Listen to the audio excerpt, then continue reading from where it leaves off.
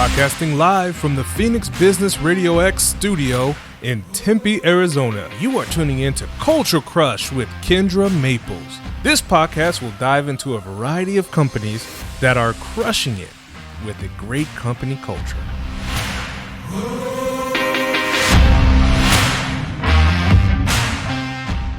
Hi, everyone, and welcome to another episode of Culture Crush. On this podcast, we focus on everything surrounding businesses with a good company culture. We talk with company leaders and learn about real-life experiences, tips, and best practices for creating a healthy work environment. On this podcast, we also continue to highlight amazing companies that are crushing it with a great company culture, as well as providing resources for growing that great company culture. So today, we are actually focusing on two companies that, yes, are growing their own internal company culture, but they are a company that provides a resource to other companies. So on the show today, we have Jonathan Fields, the CEO of a company called Assembly. Welcome. Thank you. And we have Dan Silivestru, the CEO and co-founder of a company called Chocolate Soup. Welcome. Thank you. It's great to be here. Awesome. So thank you to both of you for being here. I was really excited to pair you both together. We're going to kind of focus on the conversation of employee recognition. Both of you are running companies that support other companies, right, in building their company culture through providing resources that help with employee recognition. But the piece that I love is that you guys, the two companies really go together really well. And, you're not really a conflict. I was telling a couple of folks about you guys coming on the show and they're like, wait a minute, aren't they the same? Like, wouldn't they be a conflict? And it's like, no, you guys go together so well. So I was really, really excited to have you both on. So what I want to start with is a highlight of, what you guys do. What's the company? How are you providing resources to others? And then we'll go from there. So Jonathan, I'm going to start with you. Yeah. So to give a quick little background, myself, my name is Jonathan Fields. I'm the CEO of Assembly. And in short, I built the company because I wanted it. I started my career in investment banking, and it doesn't really have the best record for the best culture. And you would stay up late till crazy hours. And yes, there's a bonus. And that's why people go in there for the money. But that doesn't make you happy. That's not why you stay at a job. And so I eventually transitioned out. And I built the platform. I built Assembly simply because I wanted it.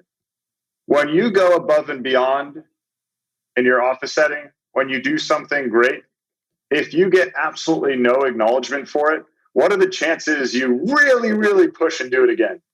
So I wanted to make sure wherever you are, whether it's on our platform, on your phone, in Slack, in Teams, wherever your company actually does work, that if you do something great or if a coworker does something great, you have the means to recognize one another and feel truly appreciated and acknowledged inside of the company. So quick little background, happy to jump into specifics, but from the highest level, I want people to love where they work, and we try to promote an amazing culture from within.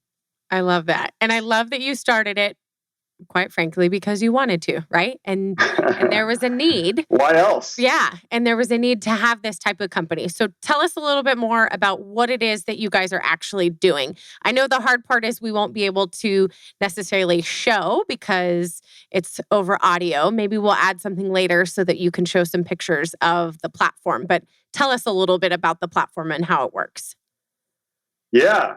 So the way it works, we've found that they're inside of Slack, inside of Microsoft Teams, where most companies communicate. Most companies actually have a recognition channel. They're like encouraging shout outs or kudos. But the problem is, once you turn that on, maybe the participation will be around like 30, 40%, maybe 50, 60 month one, it plummets instantly. Everybody wants to be recognized. It feels good to give recognition. It feels even better to get recognition. But without the incentive, without the prompting, without the real motivation, how often are you going to do it? And then what happens is there's a select cohort of employees at a company who will keep doing it, but everybody else doesn't. So over time, you get 10% of your company being really active participants and the rest of the company doesn't. So a lot of companies with generally at a minimum decent cultures already or good cultures, we're not going to turn your culture upside down. It really stems from leadership to build that great culture. And Dan can relate here. You have to put in the work. It can't just be flipped on with a bit of technology or some rewards. It has to come from the top. But technology absolutely helps. And so on our platform, we've gamified recognition and rewards together. And so the way it works, every employee is empowered every month with a very small amount of points. It's like an internal currency. You can call them Coke bucks. That's what Coca-Cola does. Internally, we call them carrots. If you had one, Kindra, for your show, you can call them Kindra bucks, and everyone around you can get some Kindra points or whatever you want to call them. The cheesier, the better, to be honest. But the way it works, you have a certain amount of points to give away each month. Our software will take control and remind people to give recognition. It'll tell you at the beginning of the month, middle of the month, hey, did anybody of your coworkers do anything great for you lately? To give them a shout out, you type in a shout out. You could do it in Slack, Microsoft Teams, on our phone, on our website. So we're not trying to interrupt your current workflow. Wherever you choose to work, that's where you should be able to give recognition. And when you give recognition, we make sure it's meaningful. Thank you, good job, it adds no value. If your manager or coworker, or if anyone sees it, and all the recognition's public on our platform, by the way, when anyone sees it, if you say a lengthy message, you'll know specifically what they did. And with that recognition post, it can come with points. Now, the points are really fun. So we take care of the prompting. We don't have to rely on managers or HR to just encourage recognition. Our software does that. Recording in progress. The reward piece, though, when you give those points, when you earn enough points yourself, when people give you recognition, when you earn enough points, you can then cash out when you want, where you want, and how you want. So instead of getting a gift card for a place that you might not want, like maybe you get a Home Depot gift card and you're like, I rent, I have no reason for a Home Depot gift card. Or on people's birthday, maybe they give you cupcakes and you're like, well, actually I'm gluten-free, so this really has no point for me. On our platform, whether it's your birthday, your work anniversary, or just you went above and beyond and someone gave you a shout out, you get points. And those points can be cashed out for a gift card. We have over 1,000 different options. And as soon as you redeem it, it's instantly available in your inbox. You can cash out for a charity. And what that means is instead of you getting a gift card, that money can go to a charity of your choice. We have a bunch of different partners: Girls Who Code, Habitat for Humanity, American Cancer Society, a bunch of different great initiatives there. And if you don't want a culture, or if you don't want a gift card, you don't want a charity award, we have this build your own section called this culture section. We promote it first on our rewards store. We do it for a reason. In this culture section, this could be anything based around team building, cultural incentives, continuing education, and mentorship. I love the mentorship piece because what we've found is there are introverts and extroverts at companies. Mm-hmm.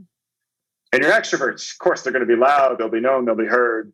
But your introverts, what they might not do is they might not go up to an executive and say, I have a really good idea. Or they might say, or they might not say, I would love some one-on-one time to really pick your brain so I can learn from you. But in our culture section, you could do things like take a day off to volunteer or bubble soccer with the finance team. But you could also do one-on-one time with your CEO or CFO or CMO, like any sort of executive of your choice. And a lot of companies, they take a lot of time and they actually build out these culture awards so employees can cash out for whatever is actually valuable to them. We also recently partnered with a couple swag companies. So one issue we found is a lot of HR administrative folks at companies, they're spending a lot of time like buying company branded swag, sending them out or bringing them to the office. It's become really complex with this hybrid work environment. How do you get the swag, which used to be just available in the office, to your employees? And now through our site, you can essentially buy custom branded swag. You can type in the employee when they have enough points and type in their address and we'll handle all the shipping for them. So not only do we make you feel appreciated and acknowledged for the hard work, which by the way, is the main piece of our entire platform, the recognition. But when you do get recognition, we make it fun because there's an element of rewards there as well. Mm-hmm. So in a nutshell, that's what we do. That's how we promote it. And because employees love it, as opposed to the 10, 20% metric we were talking about earlier, we see participation across every company in every industry well into the high 90th percentile. And it stays like that forever. In fact, as you earn enough points, you earn enough these denominations to cash out rewards. So our participation actually slowly starts to climb over time into the high 90th percentile. Nice. So in a nutshell, that's Assembly. We built it because we love it. I love it. So as far as the, cashing out, how does all of that equate? Like, as far as like the points and the cash out versus that like $25 gift card or whatnot? Is it just so however the they points will set it up? have a certain denomination. We'll set the value. We'll let employees know. So potentially a point could be worth a penny. A point could be worth 10 cents. For some reason, 10 cents actually performs the best. It's kind of an interesting phenomenon versus $1, 25 cents, 50 cents. Oh, how funny. So when you earn enough points for your $25 example, if you have 250 points banked in your sort of earn balance from recognition people gave to you, you can then take that and then cash out when you want, where you want, and how you want. Gotcha. And is that something that the companies decide, though? They decide that denomination? Correct. Okay. Yeah. So you can choose. It's very flexible. If you want certain rewards in there, if you don't, some companies only do culture rewards. Love it. Some companies only do culture rewards plus charities. Some companies are just like, I just want gift cards. I was manually doing this process myself. You just automated and saved time. All of our tracking and reporting is done in our system versus someone manually getting approval every time they want to get a reward and ship it off. And then they have to create an expense report. We automate that whole process for you. Do you see a difference in some of the companies that just want the gift cards versus the culture rewards? Or do you guys step in at any point to recommend, hey, you can do more than just the gift cards. You can also do these other things? Yeah, the majority of our companies turn on everything. Okay. We provide best practices, how to set it up, how to encourage recognition. We provide training sessions when we go live and management sessions. You should know how to give recognition. You should know what areas you should be giving recognition, when you should be giving recognition. It should be consistent. Of course, you should appreciate people for the huge wins, like you just closed our first $1 million deal. Yes, that deserves recognition. Mm-hmm. But if a coworker helps another coworker, they help them get a project on, and maybe your boss has no idea. What this really does is it brings awareness to the little wins that would normally happen in silos. Mm-hmm. Now they're being uplifted and put on this feed where everyone in the company has access to it. So all of the things that were hidden, now managers, employees, executives are privy to all this amazing recognition and activity that would have normally just gone into the ethos. That's awesome. And I'm so glad you did this because it's going to grow and it's definitely needed. So I want to switch sides a little bit. And Dan, I want to switch over to you. I want to hear about chocolate soup and how, I know about it, but I want to hear more. And I want our listeners to hear, what is it that you do? Why did you guys start? And how are you helping with employee recognition? Yeah, of course. I actually think it's really funny that, Jonathan, you said you started because you really wanted it.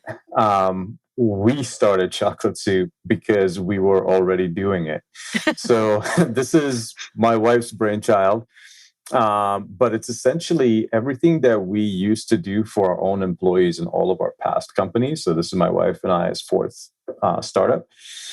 And having seen the tremendous impact that it had, not just on our culture, retention, productivity, all of those things, right? But just to like the overall kind of happiness of our employees. And the whole notion behind chocolate soup is appreciate and recognize your employees for being humans, right? So chocolate soup is a subscription-based service at our core, where we help companies recognize their employees for their personal and professional milestones. So think your employees' birthdays, their significant others' birthdays, children's birthdays, work anniversaries, obviously, and believe it or not, we do pet birthdays as well because people love their fur babies, right? And they sure do. There's more pandemic pets, I think, out there now than ever before. And guilty. Yeah, same. I got two. So he's going to have more birthday gifts to send to the animals than the employees' families. They love it. I mean, and to John's point, like everyone already has these recognition or like life hat style channels within their kind of existing comms platforms, right? Whether it's Slack or Teams or anything else. And so it's really great to see, dogs unwrapping their gifts or, their children.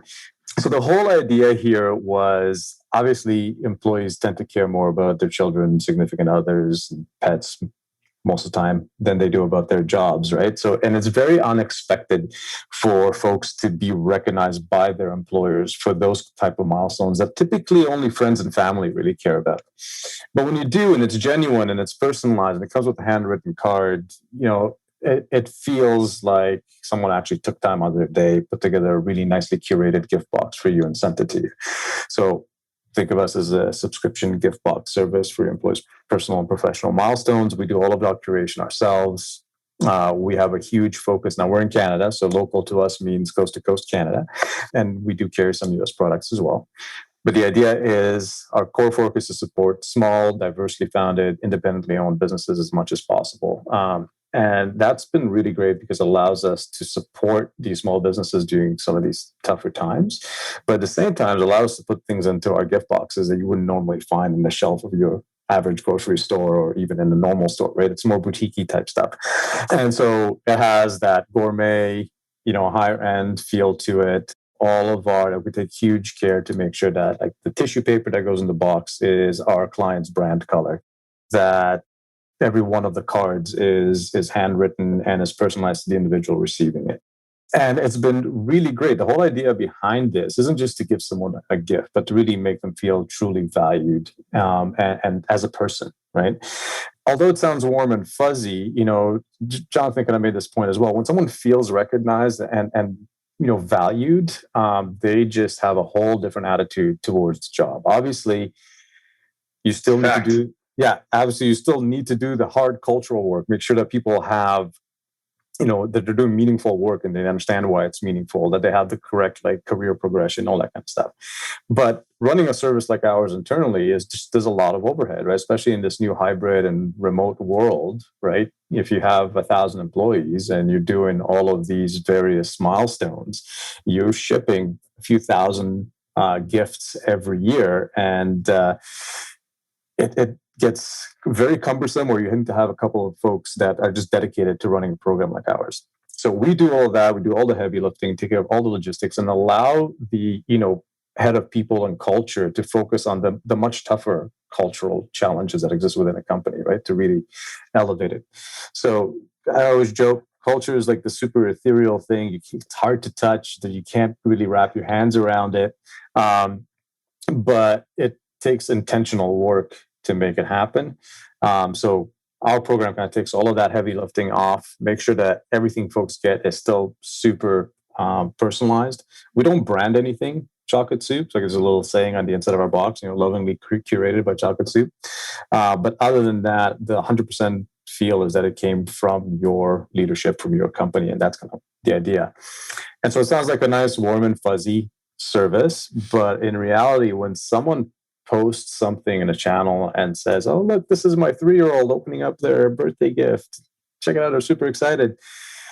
You might not have known that they even have a kid. So you're like, "Oh, wow, Jonathan, you have a kid. That's fantastic." It's 3. I remember those days. Like mine is 21 now. But the interesting thing that happens there is as soon as someone takes an interest in your life outside of the 4 walls that are the office, that's step 1 towards a more meaningful relationship, if not even friendship. And that then fosters, more desire to collaborate and work together. It increases productivity, but more importantly, it increases the sense of belonging to your family, your group, right? Your coworkers, which increases retention and just overall productivity in general, right? Because you want to help your coworkers out that are now kind of you're more friendly with. Mm-hmm. So that's how we started it. It's still what we do, and the pandemic then hit, and so we introduced another line of business, which is one-time kind of company-wide gift boxes that you can send out. A lot of folks wanted to celebrate the fact that they've hit milestones at the beginning. More importantly, like, hey, let's cheer everyone up. We've been locked down for 3 months, then 6 months, then a year, coming up on a year and a half now.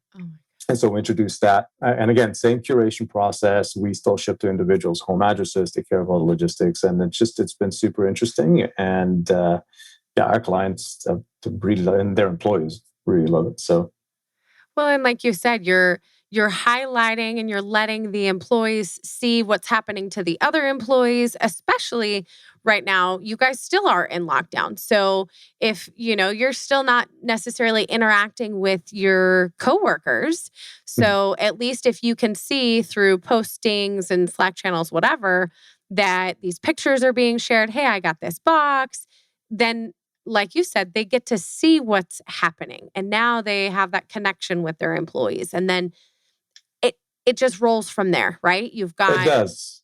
Yeah. 100%. And it goes beyond that because the things that we send out are super photogenic, right? So on our website, you can see our Build Your Career program, which basically involves customizable Lego figurines. You get your name printed on a brick and you get a brick for every year service. And a lot of folks will then do custom bricks specifically to be able to do more meaningful recognition, right? So you hit a specific milestone as a company, you launch a new product that you were involved in, you'd get a custom brick for all of that. But those, again, like I said, super photogenic. People tend to post those things on social media to celebrate those achievements, whether it's just their anniversary or like the completion of a huge project. That really helps with increasing employer brand as well and attracting new talent, because that is a challenge these days, like finding really good qualified folks. So when your employees network sees how great it is to work at your company, right? They're more likely to maybe reach out to their friend and say, hey, well, that sounds pretty cool. How do I work there? I mean, honestly, your employees are your best marketing tool, right? We've said it before on this show. Like, I'm not going to go to a friend and tell them about the solar panels on the roof and the snacks in the break room, right? Those are not the things I'm going to tell them. I'm going to tell them about, hey, it was my birthday. I got this gift. It was my dog's 14th birthday. She got this gift. Like, I am recognized. I am, I'm seen as an individual at the company. Those are the things I'm going to share with people. And so if you're recognizing, and then Jonathan, same thing through what you're doing, you're allowing the employees to recognize each other, and everything again is then increasing, right? And now it's that overall brand awareness. Dan, I love that you said that you guys even are matching the color tissue paper. I mean, it's well, I think that also goes back to Jonathan's earlier point, right? Where you said, look, if I just get cupcakes on my birthday, but I'm gluten-free, then you kind of miss the mark, right? You have to be able to, when you gift your employees, right? Or whether it's a result of peer-to-peer recognition, it has to be meaningful and thoughtful, right? And thoughtful sometimes means, don't send me peanuts if I'm allergic because you're going to kill me, right? So to that point, I love that you brought the cupcake comment up, because we take dietary restrictions into account as well to make sure that we don't send someone something that they wouldn't eat, right? That misses the mark. And so, Jonathan, I'm assuming you're a little bit more of a self-serve kind of thing when you actually go to cash in. So you get to self-select the things that would fit, right? Correct. Whereas we take information that we got about 5 years worth of experience of curating things. So we have a pretty good notion of what's going to resonate and what isn't. And we do keep all of our stuff gender agnostic as an example, so that we don't run into, like, we don't do bath bombs, for example, because it's a segment of the population that, I mean, I have a bathtub, but I haven't used it in forever. In the shower right there, right? It's faster. It's okay. My stepdaughter has about 15 bath bombs that she's gotten from who knows what gift now, and they are sitting in the bathroom. So, Dan, how does it work when you're onboarding a company? So you mentioned, you're taking into consideration, if I can't have peanuts or Jonathan can't have gluten, what does that onboarding when you're bringing a company on look like? Because you have to find out some nitty-gritty info about everybody. Right. Dogs, kids, allergies. So the really nice thing is that, especially in the past decade, right, HRIS have become more and more popular. Right? It used to be a lot of like companies would just run their entire HR on Excel spreadsheets. So those days are kind of gone. So you got companies like Bamboo HR, Humi, and a whole bunch of others. So if we're not already integrated with them, then it's just a simple export out of their system, and then folks just going to keep things updated on our system, and then all that gets ingested. So essentially, it's an initial export from their HR systems to us. We obviously guard all this information securely, and then our system then has smarts behind it to be able to tell our staff and our employees when things need to be built for whom, right? So if I'm shipping something to Texas, I need to ship it 3 weeks before that date. Whereas if I'm shipping something to Toronto, which is pretty much next door, I need to ship it 2 days before their date. So we're going to keep all of that stuff in mind. And that's part of the logistics that in running our company. But it's super simple. Once we have that information, it's pretty much hands off for our plan administrators. And another thing, and again, we talk to our clients all the time. Obviously, we have a monthly touch base regardless, because we do ship stuff out constantly.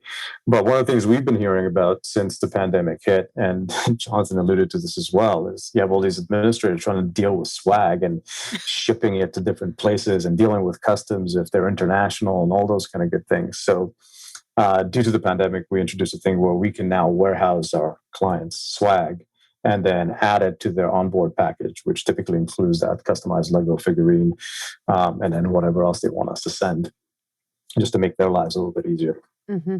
So for us, it's all about, we don't want to be a barrier, right? We actually want to be able to, just like Jonathan's company, right? We just want to be able to take as much of the burden and the logistics off the shoulders of the plan administrators or the HR leads so that they can focus on the really hard parts of people and culture. Mm-hmm. Well, and that's what ends up happening, right? It's some HR person that, on a Thursday night, they're packaging stuff in their living room. Like I've been that person, wrapping birthday presents in my living room. I'm asking my stepdaughter to hand me a bow or whatever when I should be working on other things. So both of you are focusing on supporting a problem that you're taking off of the plate of everybody else, which is fantastic. Jonathan, with you guys, how does the onboarding look like when a company comes on with you guys? Are there any steps? How does that process look? Yeah. So when people come to us, they generally have this idea in their mind that this is going to be a multi-week process, that it's going to be a huge implementation, because everyone thinks, I've implemented a CRM or an HRIS system, as Dan alluded to. Those take forever. We've actually gone the sort of tech route where we want to make sure we're plugged into everyone's tech stack. So whether you're on Bamboo HR or ADP or really any HRIS, or whether you have Google or Office 365 for your email, almost every company has one of those too. We can auto import and export sort of all the information. So whenever employee is added to the company or removed from the company, there's absolutely no work done for the HR manager or whoever's buying this product. And so we try to make it as hands-free as possible. Our points refresh every month automatically. Our reminders go out automatically. The birthdays, anniversaries happen automatically. All the onboarding. We've gotten companies as big as 500 people onboarded in less than 2 hours. I mean, during COVID, it was kind of interesting. We saw some hyper growth this year because when everyone's in the office, they're looking for that pat on the back, that acknowledgement. But even in the office, things happen in silos. Mm-hmm. But now that it was blatantly obvious that sort of recognition was not possible, people were turning to tools like Assembly and Chocolate Soup to provide recognition, acknowledgement, rewards. And so I assume just like Assembly, Dan's company must have seen some hyper growth this year because people are looking for these things and they don't want something more complicated. And so our goal is to make the onboarding process as seamless as possible through the HRIS, or if you don't want to use an HRIS, through the Office 365, Google, however you decide to onboard, all that information is instantly pulled in and programmatic so that there's no manual process along the way. That's awesome. And that you both can utilize the technology to support what you're doing and make it so easy. And And it is crazy to see that, yes, there were a lot of companies that during the pandemic did not do well. But through all of this, it's been interesting for companies like both of you, right? Because all of a sudden, you send all your employees home. Now they're on their own. They're by themselves. They don't have that human connection, interaction, recognition, right? All of those things. And so companies are searching for ways to improve their company culture when everybody is separated. A lot of what happens with building company culture in most cases, right, tends to happen when people are together and people are face to face and you can connect. And now this has forced us to see that, well, we can all be remote, we can all still do these things, but how do we stay connected, right? What are the resources to keep everyone connected? So I love what both of you guys are doing and that it has grown over the year. I have a question about, because we've all kind of mentioned it, but this word culture, right? And Dan kind of said it's this weird, fluffy, you can't really put your finger on it, right? It's different at every company. I'm curious to hear from each of you, what is culture? What is it to you? Either one of you can go. I'm looking at both of you, but just what is culture? I take the reins, Dan. All right, let's see. So, I mean, there's obviously like the official definition that you can go find on Wikipedia, but at the end of the day, it's just how do people interact and how do people work within your organization? I think it's kind of the culture, right? And obviously, you want folks to wake up on Monday morning and want to go to work as opposed to stare at the clock, for 5 p.m. on a Friday so they can leave, right? So to me, a great culture is, a place where folks interact really well. They're all kind of focused and, they believe they're doing meaningful work and they're super enthusiastic to do it together. I've been thinking about this quite a bit. And, one of the questions I think that you kind of asked us is like, describe the company's culture in one word. I was like, wow, just one word. Like that's tough. And so, and this is kind of just learning through our previous companies and how we interact and how we work with our employees and our folks then. But to me, trusting, I think, ended up being that one word, right? So we all strive to interview and hire like the phenomenal talent, right? And I think for us to build a culture that we really like and that works really well for us, it was, if we hired you, then I'm going to trust that you are going to do that work in the job that we hired you for. So I think Steve Jobs said it best: why would you hire really smart people and then tell them what to do? So whereas we believe in help paint the vision, get people to get excited about what we're doing, but more importantly, why we're doing it, and then kind of show them the goalposts, but figure out how you're going to move the ball there, because you're the expert in this field, right? And provide mentorship and career development, all that along the way. But there's, everyone knows about the 3 to 6 month, what they call it, probation period. Mm-hmm. And that's essentially saying, oh, we hired you, but we're not really sure we did a good job at that. So why don't you prove to us over the next 3 to 6 months that you are the right person, then you'll get to stay. We take a different approach, right? It's just, we fully believe we hired the right person. So go ahead and, get things done. And that creates a culture where folks feel comfortable expressing their opinions, coming up with suggestions, new ideas on how to do things, which might not necessarily fit within the white lines of the kind of formal roadmap. But I really do believe that has helped us move our company and evolve as, let's say, as the environment around us has evolved, right? The past year and a half, business as we know it has changed completely. And, not only, I'm sure Jonathan's seen this as well in his company, right? Hyper growth, because we had the right approach, mentality, attitude within our company to pivot and adjust and make sure that, we're listening to our clients and providing what is truly valuable to them. So that's what culture means to me, is that really, if you want to build a culture where people are excited to come and work with their peers and just build great things. Mm-hmm. The very first guest that we had on the show, it was Ken Smurfs from a company called Zealous out here in Arizona. It's a construction company. And he said that same thing. He said, I want my employees, when they're getting ready for bed on Sunday, to be excited to come to work on Monday. Like that's what having a good culture means. If they are excited to come to work and see everybody and do their job, if you're dreading going to work, something's not right. Right? 100%. Jonathan, well said, about Dan. you? Definitely well said. Yeah, it's interesting. And Dan brought up some really good points because this is oversimplified, but you could bucket two types of companies. There's like the mission-driven companies. Like if you work at an Elon Musk company, your goal is to colonize Mars, right? You want to better the earth and move on, really expand. Mm-hmm.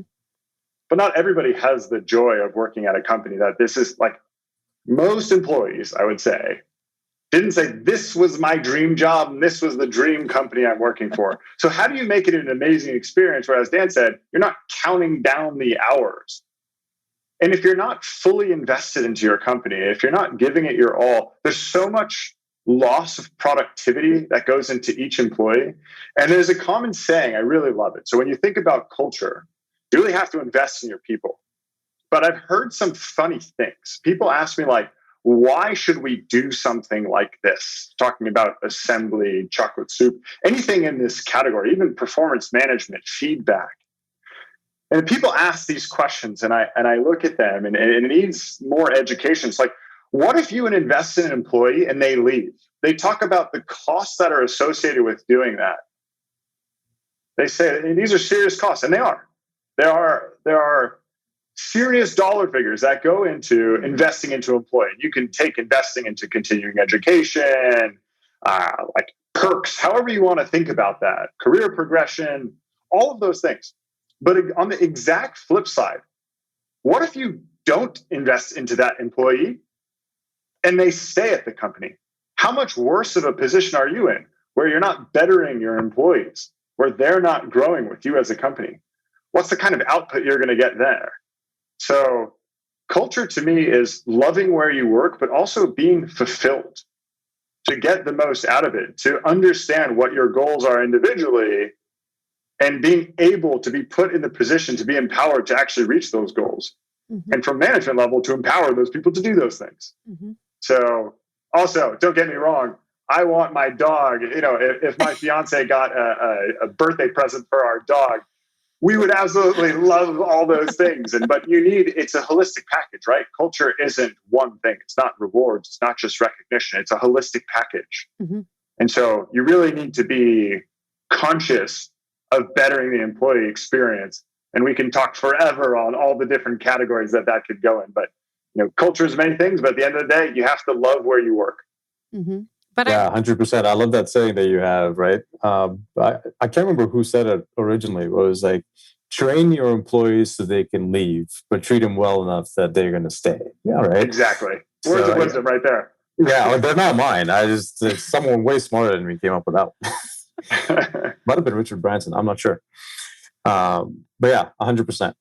Well, and I wrote down, Jonathan, what you said, that it's a holistic package, because that's the thing about culture, right? Dan, that you were saying earlier, it's fluffy. You can't pin it because it's not the same from one company to the next. And it has to be built and grown at all different levels, right? You hear all the time that it's from leadership and it has to come from leadership. But at the same time, it's got to be peer recognition. And like what you're doing, Jonathan, it's got to come from all of these different pieces. We just had Sportique on last month, and Matt Altman talked about, the same thing, having it come from all different levels. It can't just come from the top. It can't just come from your peers. It has to be something that is fully embraced and grown at every level. And it's not copy and paste, right?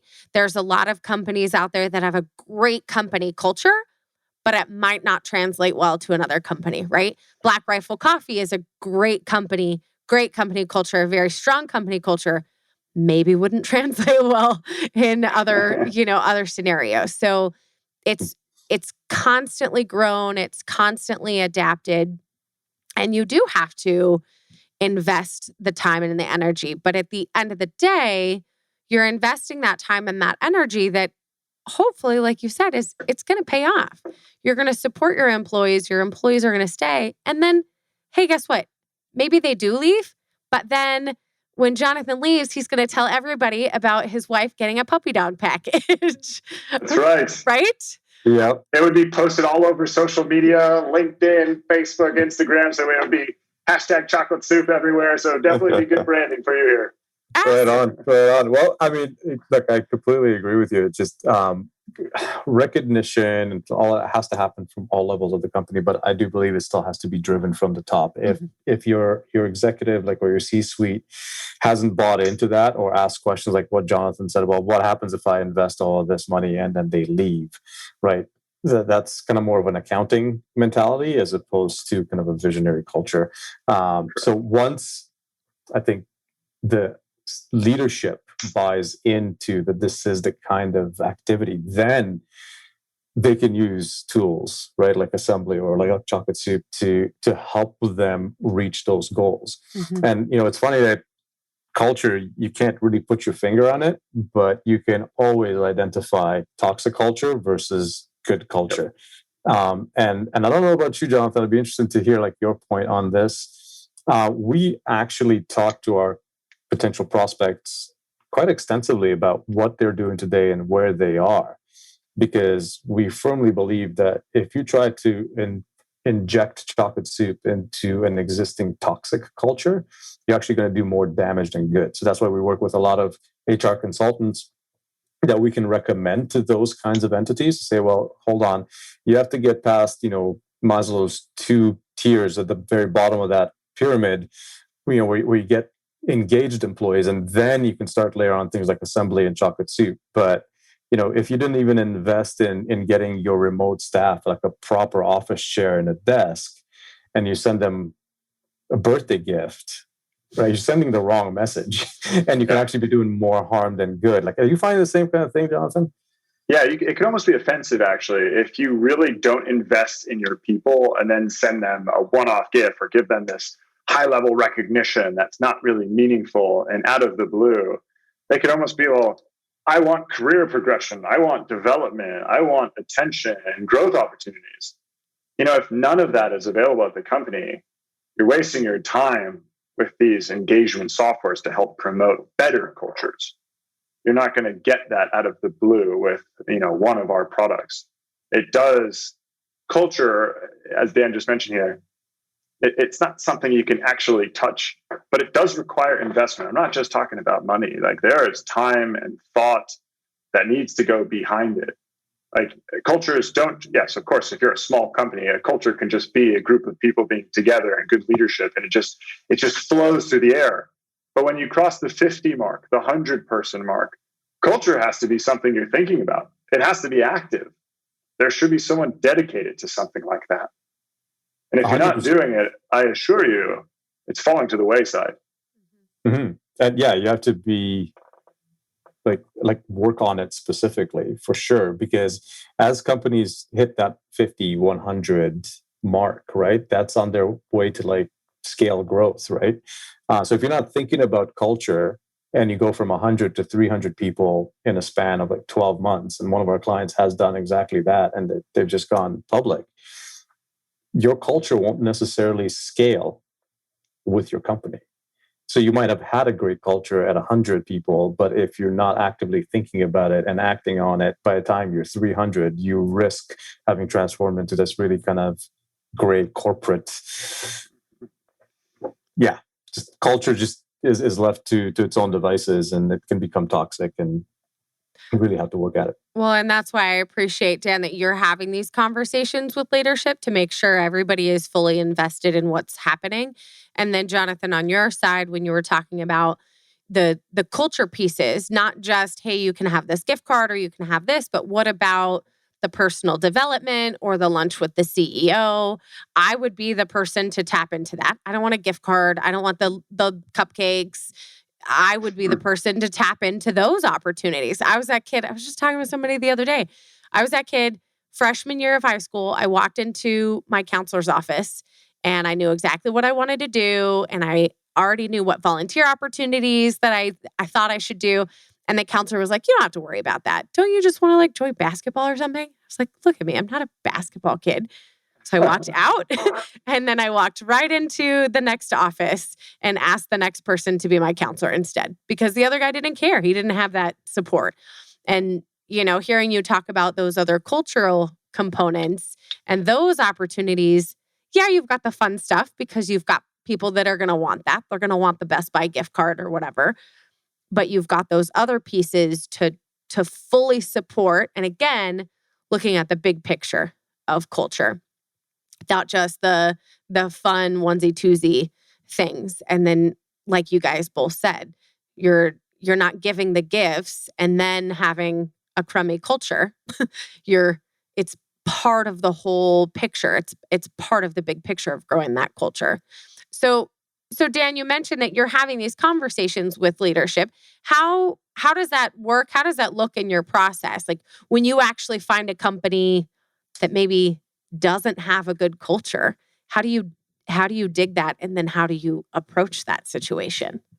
Right. So that's kind of tricky, right? Yeah. Because no leader wants to hear that. Yeah. And frankly, I'm not the one to want to tell them that either. So again, I'm not sure exactly where you are in your growth journey, Jonathan, but for us, we've been extremely fortunate, especially for the past year and a half, that we don't do any outbound sales, right? We have our marketing campaigns and some advertising that's going on, but I would say a good 25% of our new clients are word of mouth, and the rest are just kind of coming into us. They're legitimately, like Jonathan mentioned earlier, they're looking for solutions for this new world. Even post-pandemic, I would say 90% of our clients expect to be, a third in the office, a third hybrid, and a third pretty much fully remote, give or take. Those are just kind of numbers off the top of my head.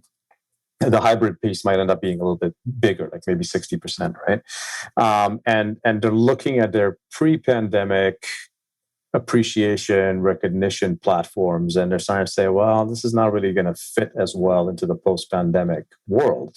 But there's a whole slew of startups that, used to think that the ping pong table and the beer kegs and the catered lunches made culture in the office. Mm-hmm. And then overnight, it just disappeared.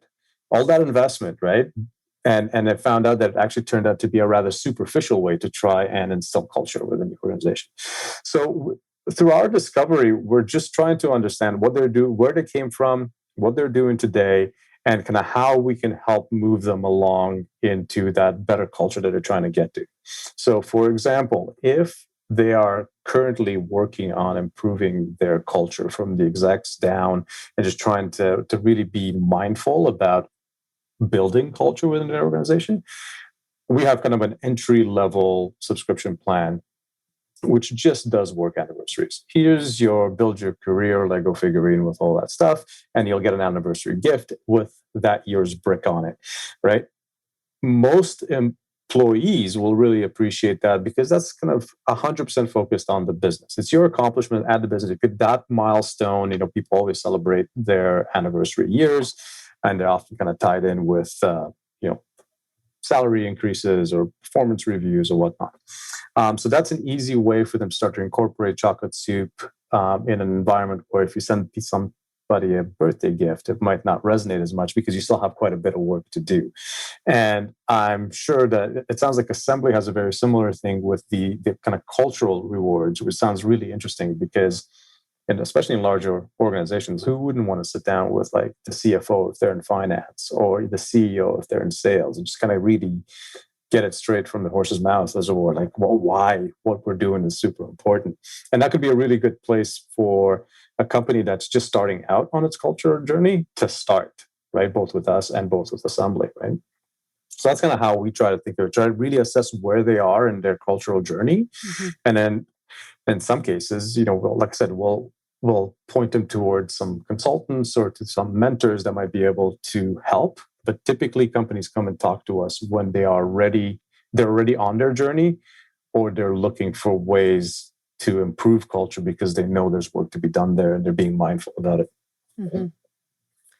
Jonathan, how does that look for you guys when you're working with companies? Have you ever come into a situation where it wasn't working, or maybe they didn't already have those tools in place like Slack and whatnot, and you guys had to do a little more of the nitty-gritty to help get them started?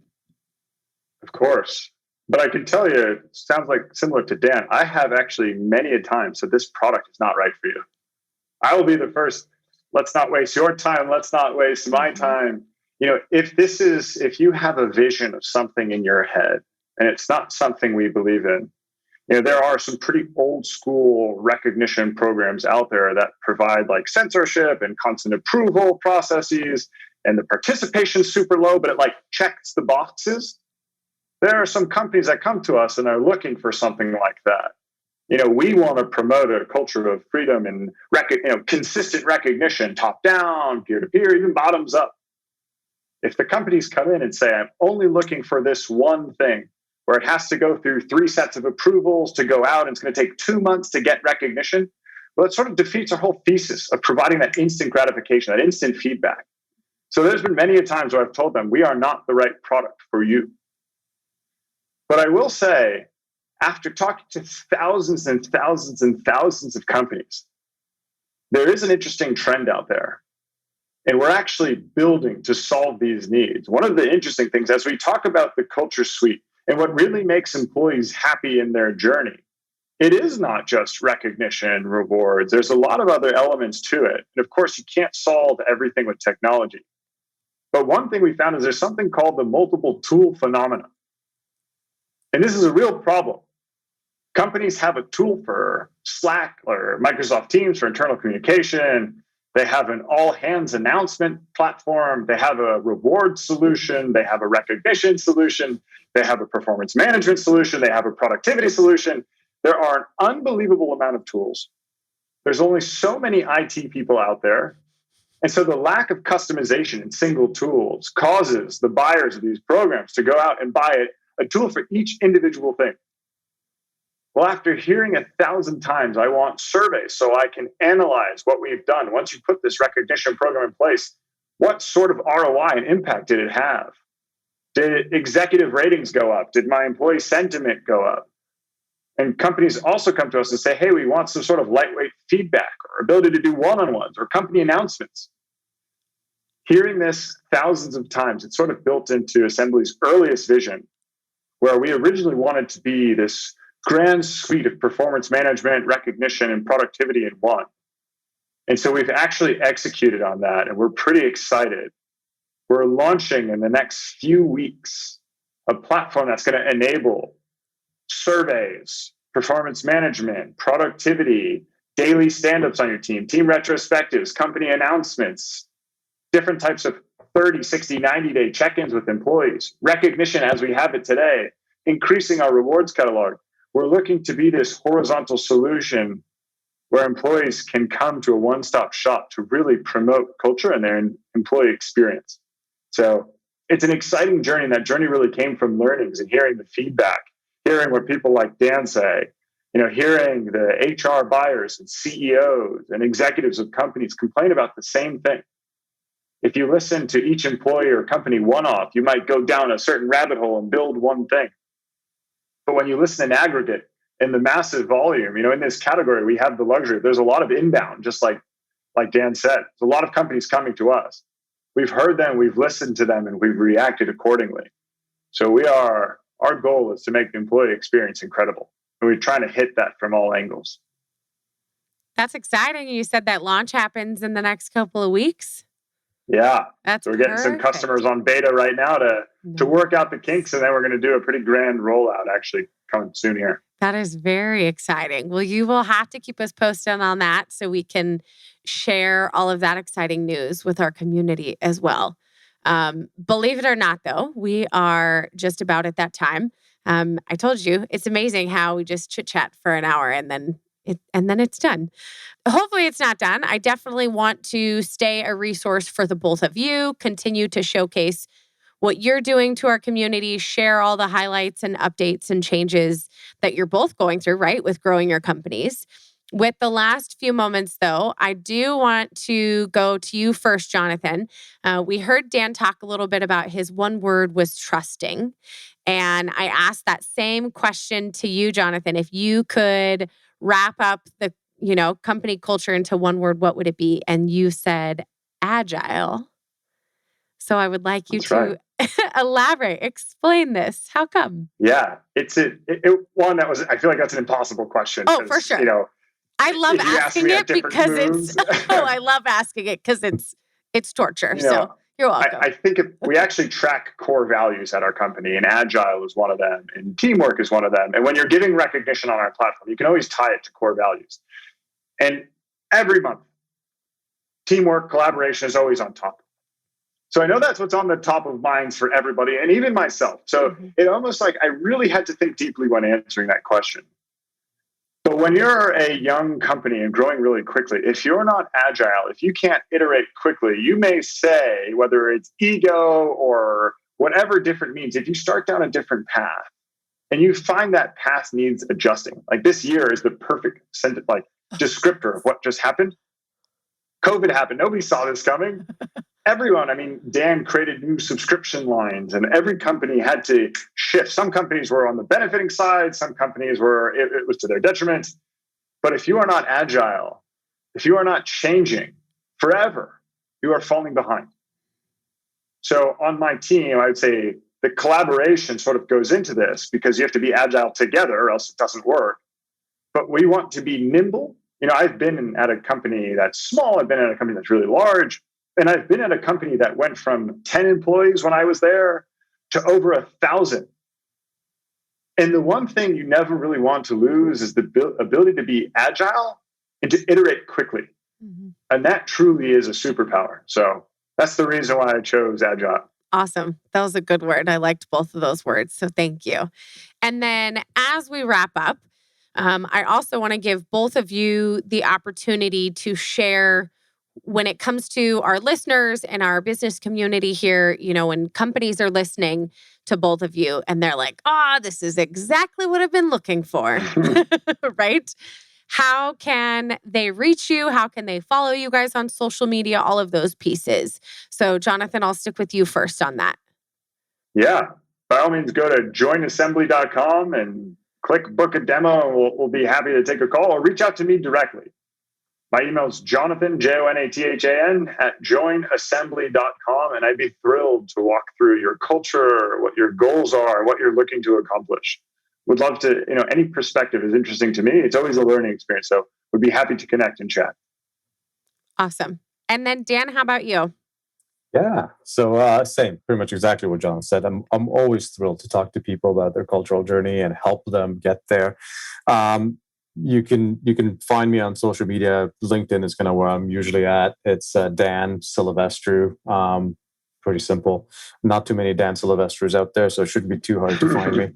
You can also go on to chocolatesoup.ca. We are a Canadian company, so .ca. Come check us out. Super easy. There's just a get started button. They'll help you book a meeting with us and we can talk and we can figure out how we can best help. And then again, just like Jonathan, if you want to email me, it's Dan, DAN @chocolatesoup.ca. Always open to starting a conversation that way as well. And Dan, I'm going to pay you a compliment here. So Dan and I actually synced up before this call. I love picking other entrepreneurs' brains. And Dan started multiple companies here. And what he said about actually building something because he was already doing it and making it available to his customer base is truly awesome. Yeah. That's where innovation comes from. You see a hole, you see a need in the market, you built it. And this is not the first time Dan done so. He's an industry pro here. So I would take his word for it. Thanks, Jonathan. It's been a blast. When you see something that worked really, really well for you and the tremendously positive impact it's had, why not help others do the same, right? So I'm privileged. My job is making people happy every single day. Like, you can't get any better than that. I love it. That's the kind of the life tagline that everybody wishes for, right? And both of you are doing this in different ways with growing your companies and supporting other companies with their culture. So thank you to both of you for being here. Like I said, please keep me posted. Anything that I can do, that our network can do to support you, to highlight both of you and what you're doing to help companies, please keep me posted. Let me know. And thank you for joining us on Culture Crush Podcast, the podcast that does a deep dive with company leaders to learn about tips for a good culture, real life experiences, and then, like we did today, sharing resources that help companies to build their company culture greater. Thanks again, guys. Thank you. Thank you, Kendra. Thank you for listening to another episode of Culture Crush, the only podcast out there that does a deep dive of companies that are crushing it with a great company culture. If you think your company has a strong culture that should be highlighted, please reach out to Kendra Maples on LinkedIn or email us at culturecrushpodcast@gmail.com.